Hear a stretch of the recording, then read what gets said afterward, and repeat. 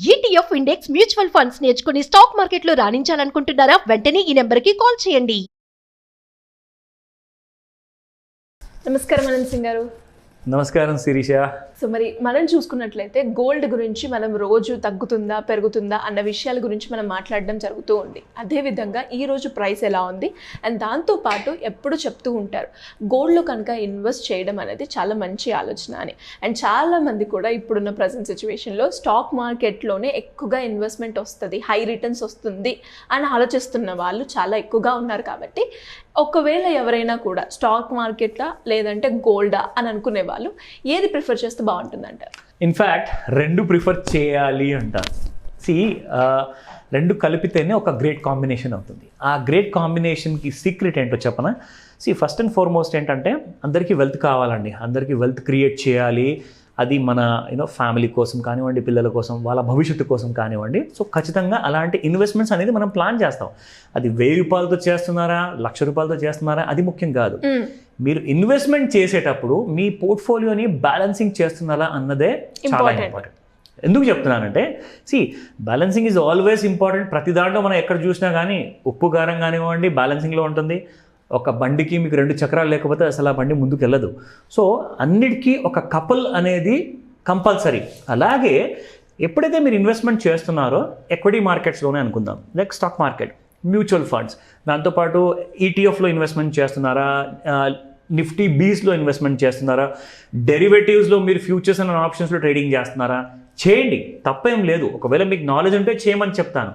కానీ మొత్తానికి ఎలాంటి కైండ్ ఆఫ్ ఫ్యూచరిస్టిక్ సినారియోలో ఇమ్మీడియట్గా నెక్స్ట్ 1 అవర్లో నెక్స్ట్ నిమిషంలో ఏం జరగబోతుంది ఈ ప్రపంచం యాజ్ అ గ్లోబల్ విలేజర్ చూసుకుంటే, ఎందుకంటే మనం అందరం ఆన్లైన్లో కనెక్టెడ్, మన ఫోన్స్ కనెక్టెడ్ ఉన్నాయి, మన సిస్టమ్స్ కనెక్టెడ్ ఉన్నాయి, మన బ్యాంకింగ్ సిస్టమ్ కనెక్టెడ్గా ఉంది. ప్రపంచంలో ఎక్కడ కూడా ఏదైనా జరగకూడని సంఘటన జరిగిందనుకోండి, అక్కడ మార్కెట్స్ కుప్పకూలే మందే ఇమ్మీడియట్గా మన ఇండియన్ మార్కెట్స్ కూడా రియాక్ట్ అయ్యే ఛాన్సెస్ చాలా ఉన్నాయి.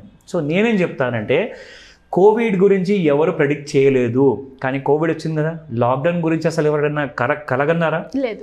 It happened.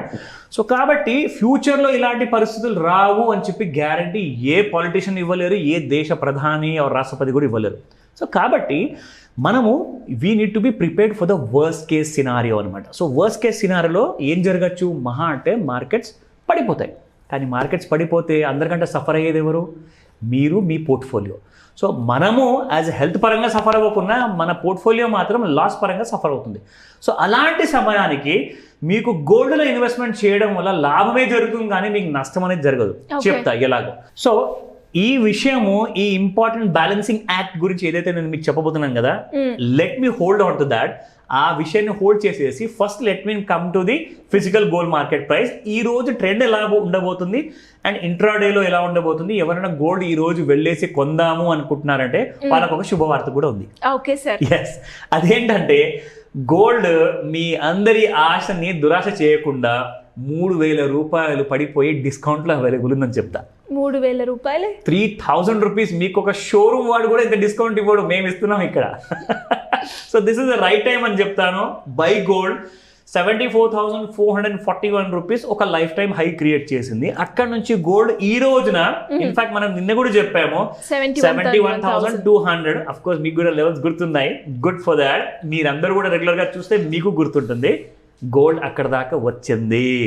అయితే ఈ రోజు ఫిజికల్ గోల్డ్ మార్కెట్ ఎలా ఉంది అండ్ మనకు ఫ్యూచర్ మార్కెట్ గోల్డ్ ట్రెండ్ ఎలా ఉండబోతుంది రెండు మనము డిస్కస్ చేద్దాం. Sure sir. Okay. So first చూసుకుంటే 6,640 రూపీస్ పర్ 22 క్యారెట్ గోల్డ్ కోసం ప్రైస్ ఉందండి.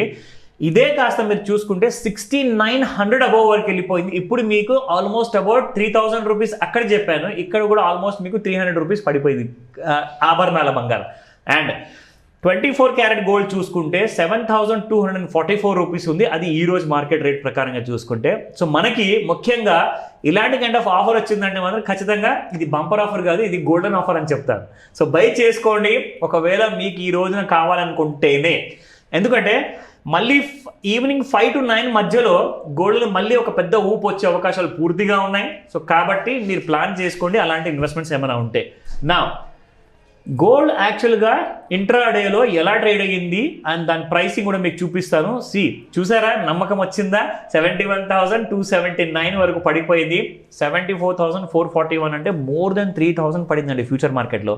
ఇక్కడ మనం చార్ట్స్లో చూసుకుంటే ఒక ఆల్ టైమ్ హై అనేది క్రియేట్ చేసింది ఇక్కడ 20th మేన 20వ తేదీన 74,442. దాని తర్వాత ఫాల్ అనేది చూడండి, ఆల్ 3 రెడ్ క్యాండిల్స్ ఇక్కడ 3 రోజులు కంటిన్యూస్గా పడుతూ 71,211 దాకా రావడం జరిగింది. ఇక్కడ నుంచి మళ్ళీ గోల్డ్ పుంజుకునే అవకాశం చాలా ఉంది ఒకవేళ 71,000 బ్రేక్ అవ్వకపోతే.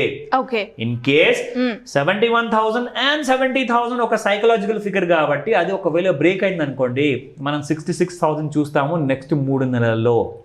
మీరు చెప్పే మాటలు నిజమైతే బాగుండు అనిపిస్తుంది సార్. అంటే it all depends upon the geo political scenario. Definitely basically ఏంటంటే అలాంటి టెన్షన్స్ లేకుండా అందరూ ఇప్పుడు ఇజ్రాయెల్ ఇరానియన్స్ ఇద్దరు కూడా ఫ్రెండ్స్ బాబు మనం ఎందుకు కొట్లాడుకోవాలి అని చెప్పి స్టేట్మెంట్ ఇచ్చారనుకోండి, ఇక్కడ గోల్డ్ కుప్పకూలిపోతుంది. ఎందుకంటే ఎంత ఎక్కువగా మీకు జియో పొలిటికల్ సినారియోలో భయం అనేది పెరుగుతుందో అప్పుడే మీకు గోల్డ్ అనేది పెరుగుతుంది అనమాట. సో ఇక్కడ ఒకవేళ ఎలాంటి ప్రాబ్లం లేకపోతేనే నా ఇక్కడ ముఖ్యంగా అప్ సైడ్ ఒకవేళ మనం అనుకుంటే 71,000 బ్రేక్ అవ్వకుండా పైన ట్రేడ్ అయింది అనుకోండి, మళ్ళీ 74,441 ఆల్ టైమ్ హై క్రాస్ అయిపోతుంది. అక్కడ నుంచి యాజ్ వి ఎక్స్పెక్టెడ్ 79,000, 83,000 కూడా అప్ సైడ్ లెవెల్స్ ఉన్నాయి. సో ఈ లెవెల్స్ ని జాగ్రత్తగా చూసుకుంటే రికమెండేషన్ కానే కాదు, ఇది మీ ఎడ్యుకేషన్ ఇన్ఫర్మేషన్ కోసం మాత్రమే. సో ఇక్కడ మనము let me come back to the balancing act. Basic గా మనం మాట్లాడుకున్నాము, గోల్డ్ ని కూడా మీరు ప్రిఫర్ చేయండి అన్నాను. నా అందరూ అడగచ్చండి, ఒకవేళ బ్యాడ్ న్యూస్ రాలేదు, ప్రపంచంలో అందరూ ఫ్రెండ్స్ అయిపోయారు, అసలు ఈ రోజు నుంచి మనము పోట్లాడుకోవద్దు, అందరం బాగా ఉందామని చెప్పి నిర్ణయించుకున్నారు, కోవిడ్ కూడా రాదనుకున్నాము, మరి అలాంటప్పుడు గోల్డ్ రేట్ పడిపోవాలి కదండి, ఎందుకంటే షేర్ మార్కెట్స్ పెరుగుతాయి కదా.